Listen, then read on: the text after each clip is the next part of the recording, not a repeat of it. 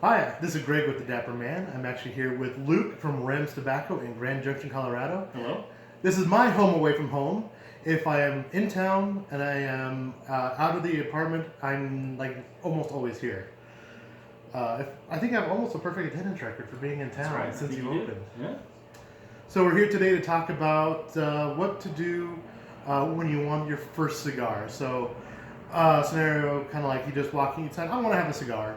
You go to your local tobacco shop and your tobacconist like Luke, and you tell them, I want to try a cigar. So Luke, what are some of the things that you ask somebody, like just comes in off the street, says, I want a cigar for the first time? The first thing we try and find out is the customer's smoking history. Okay. Have they consumed nicotine in any form? Are they a chewer? Are they a cigarette smoker? Have they smoked pipes or cigars in the past? And that'll kind of give us an idea of what they can handle nicotine-wise. Okay. Because nobody likes to pick up a cigar and get that nicotine bomb and get the sick feeling and all of that Right. stuff. That's liable to make somebody never pick up a cigar again. Yeah, that 13-year-old that tries the dad's white out Right, for the right, first time. right. Yeah, we don't turns want that. them green. We don't want that experience. And so based on whether or not they've consumed nicotine, say the person hasn't, then we're going to go very mild as far as nicotine strength goes. So we use just a generic scale, 1 to 5, 1 being very mild, 5 being very strong. Makes it easy to understand and kind of figure out what level they're on. Once we determine that, then we go to the all-crucial price point. Yes. So, of course, cigars are all over the board. You can spend anywhere from $1 on a cigar to sky's the limit. Our highest cigar is $37.50, but that's certainly not the cap on how much money you can spend on a cigar.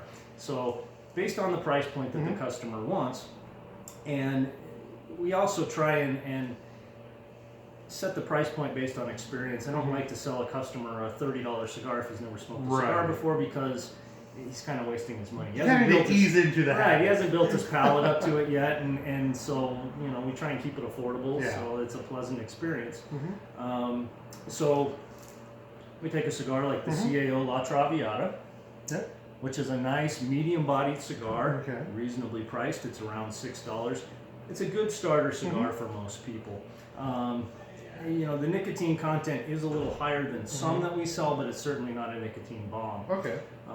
So yeah, it's a good starting point for people. And then once a customer has smoked a few, then we can get an idea for their taste, because tobacco is such a personalized thing. Everybody likes something a little different. Like coffee, right? Exactly. Sometimes like a lighter, like a light roast, sometimes like a dark roast.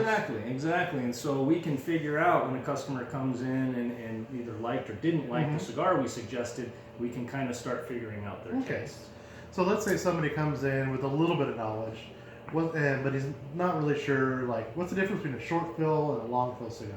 Right. And so, a long fill cigar is going to burn slower, more evenly, and that's as simple as the tobacco runs continuously all the way down the cigar. So they stack the leaves. After they've stacked the leaves and pressed it into a mold, they have ragged ends sticking out. So they'll cut one end off for the foot, they cut the other end off and hand roll a cap on there.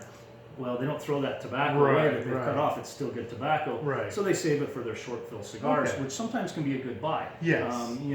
Take Arturo Fuente. You buy an Arturo Fuente curly head, they're around $4 to $5, where the long fill stuff in Fuente starts about $6 and goes up from there. Right. So it's the same tobacco, just cut up. Right. Okay. And it may not be quite as consistent, because once they've cut all those little pieces up, it all goes into a bin. Where a long fill cigar, they're taking, okay, we're going to take this Nicaraguan leaf, we're going to take this Dominican and this Mexican binder. So it's a very specific blend where the little pieces are, you're going to have some more inconsistency in flavor. So what about the wrappers? And is it still true that in general, the lighter the wrapper, the lighter the more mild the cigar? That has changed a little bit. You can say within the brand, you take a brand like Arturo Fuente, an 858, an 858 natural will be milder than an 858 Maduro, even though the filler tobaccos and the binders are the same. The wrappers where a lot of the flavor comes from. But you can't take a Maduro or Arturo Fuente and put it against a Connecticut My Father and assume that it's going to be stronger, because different tobacco regions, different blends of tobacco, so you can't go by the color with different brands. So even for me, I've been smoking with you for 4 or 5 years now. I still come in and ask questions. Oh yeah, I'm still learning. I've been doing this 20 some years. It's an evolving industry for sure. So we're actually in a brand new lounge. You've been here just under 2 months, correct? Correct. He just moved here. Like I said, most of us regulars have been here almost every day, at least when we're here in town. Yep, good crowd. We always try to new things. Do you do online orders, or if somebody calls you, let's say they see this video and they want to try one of these cigars? We don't do online. Customers are welcome to call in. Okay. Our inventory changes so much Right. that it would be a nightmare trying to keep up with the inventory on the website. And the ID stuff gets a little technical. So most of the time it's people that have stopped in our shop and can't find a particular cigar or pipe tobacco in their hometown, and so they call us, we'll ship it out. Okay. But yeah, if somebody does call, we'll be happy to sell it to them over Oh, the yeah. phone. Okay, very good. Yep, mail it right through the post office. Fantastic. Well, thank you for giving us a quick intro on how to get your first cigar. You bet. We'll do another video here soon on how to choose your first pipe and pipe tobacco. And actually, I think I want to try that CAO. CAO is my favorite brand of cigars. Good brand. And maybe I'll give it a little bit of a review. All right, sounds good. Thanks, Luke. Thanks.